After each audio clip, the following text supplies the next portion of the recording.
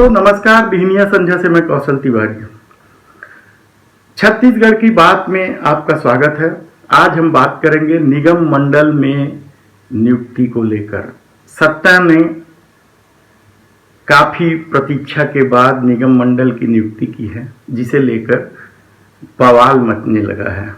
हालांकि सत्ता की ताकत के कारण कोई बहुत ज्यादा खुलकर नहीं आ रहा है, लेकिन इसे आप अंधा पीसे कुत्ता खाए कहने की गलती कभी नहीं करना, क्योंकि ये कांग्रेस की परंपरा है।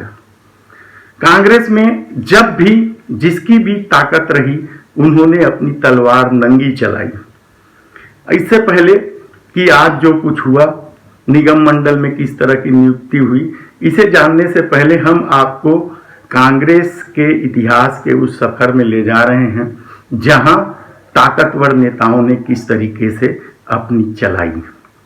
विद्याचरण शुक्ल ने तो ड्राइवर, पंचर बनाने वालों को प्रमुखता से पद दिलाया। सांसद और विधायक की टिकट तो वो किसी को भी बांट देते थे।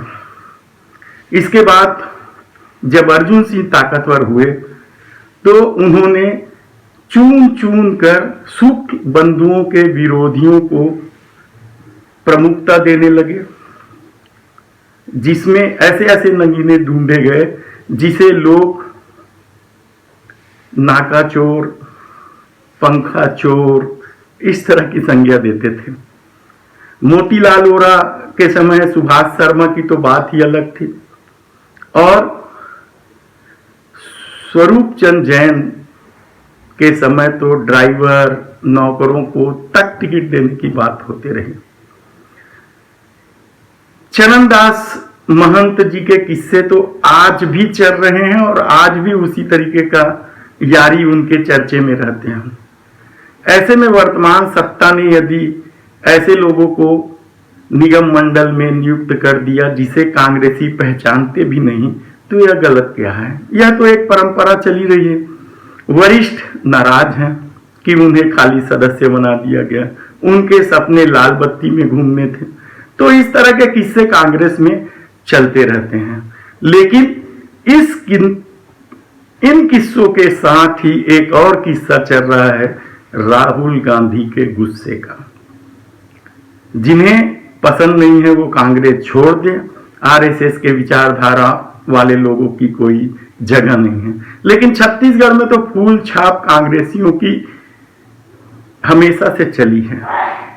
ऐसे में सवाल है कि राहुल गांधी के गुस्से का यहां के कांग्रेस संगठन किस तरीके से मुकाबला करेंगे, या किस तरीके से ऐसे लोगों को छांटेंगे, जबकि पहली सरकार छत्तीसगढ़ के मुख्यमंत्री अजीत जोगी ने 12 भाजपा के विधायकों को ला लिया था, जबकि उसकी जरूरत नहीं थी। कांग्रेस की पर्याप्त बहुमत थी, लेकिन फिर भी ले आया, और उनमें से बहुत सारे लोग आज भी पार्टी में हैं और अच्छे पदों में हैं। इसके अलावा राजधानी के विधायक बृजमोहन अग्रवाल के साथ कांग्रेसियों के संबंध और चुनाव में काम करने के तो अपने ही किस्से हैं। ऐसे में आरएसएस, फूल छाप की बात यदि हम सत्ता के द्वारा कमाई की बात करें, तो उसमें भी आप देख लीजिए, एक मंत्री ने बड़े खुश होकर 15 साल बाद जब सत्ता आई, तो वो खुश होकर कांग्रेसियों को बुलाया और बोले यार इतने सालों बाद सत्ता आई, चलिए काम धंधा करें।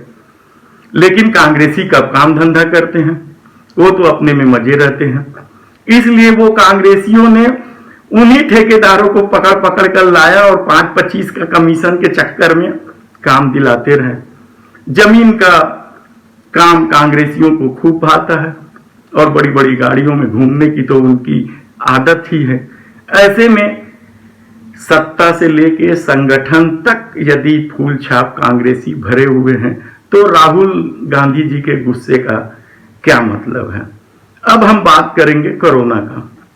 कोरोना की तीसरी लहर को लेकर पूरा देश चिंतित है।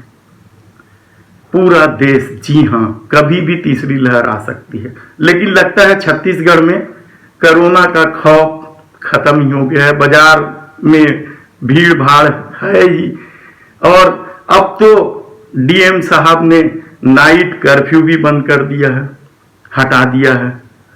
तो बकरा बाजार में यदि भीड़ है, बगैर मास्क के लोग हैं, तो उसको इसलिए नजरअंदाज करना चाहिए क्योंकि खुद कांग्रेसी महंगाई के विरोध में जब पद यात्रा पर निकले और पूरे प्रदेश भर के कांग्रेसी इकट्ठा हुए, तो ना मास्क का पता था, न सोशल डिस्टेंसिंग का पता था। ऐसे में जिम्मेदारी कौन ले? तीसरी लहर आ जाएगी तो उसकी जवाबदेही किसकी होगी? जब देश के प्रधानमंत्री बनारस में इस तरीके की भीड़ जुटाते हैं, तो बाकी सबको तो अधिकार ही बनता है कि वो भीड़ के साथ रहे। प्रधानमंत्री जी तो पहले ही अपनी जिम्मेदारी से भाग गए हैं। पीएम ने सीएम को जिम्मेदारी दे दी और सीएम भी डीएम को जिम्मेदारी दे दी। अब जिम्मेदारी का इसी तरीके से नीचे स्तर पर चला जा रहा है।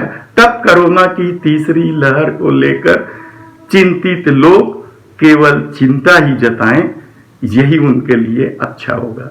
धन्यवाद।